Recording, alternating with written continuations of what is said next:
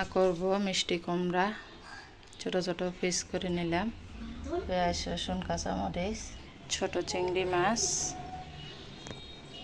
মিষ্টি কুমড়া দিয়ে রান্না করব আর গিলা কলিজা রান্না করব। পেঁয়াজটা ভাজা হয়ে গেছে, এখন চিংড়ি মাছটা দিয়ে দেব। বিসমিল্লাহ। ছোট ছোট চিংড়ি মাছ।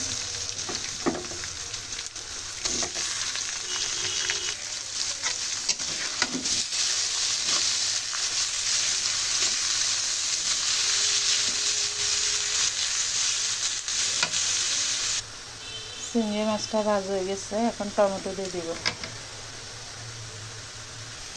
মাছটার কালার চেঞ্জ হয়ে গেছে, অনেক সুন্দর দেখা যাচ্ছে।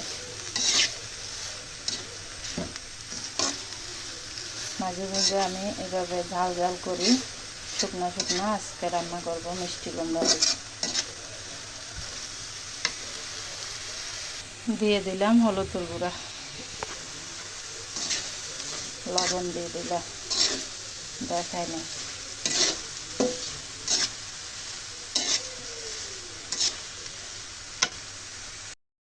এখন মিষ্টি কুমড়াটা দিয়ে দিব।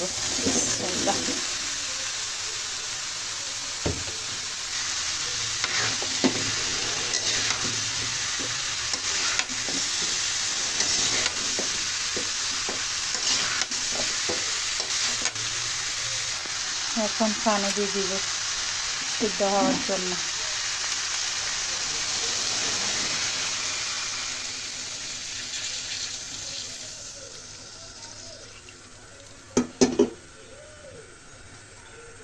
দিয়ে দিব কটা কাঁচামরিচ।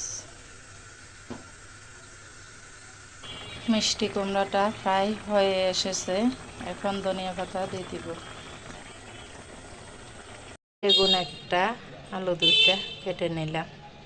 মুরগির গিলা কলিজা দিয়ে রান্না করব। পেঁয়াজ রসুন কেটে নিলাম, পেঁয়াজটা ভেজে নিচ্ছি। পেঁয়াজটা ভাজা হয়ে গেছে, এখন লবণ মরিচ দিয়ে দিব। মশলাটা কষানো হয়ে গেছে, এখন দিয়ে দিব গিলাটা। কলিজা কম আসছে, গিলা দিয়ে দিব।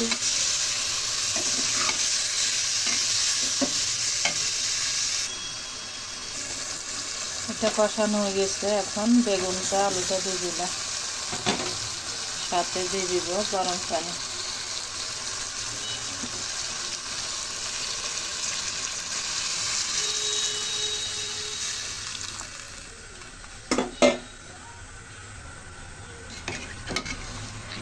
বেশি ঝোল রাখবো না, শুকনা শুকনা রান্না করবো, সেই জন্য অল্প ঝোল দিয়ে দিলাম।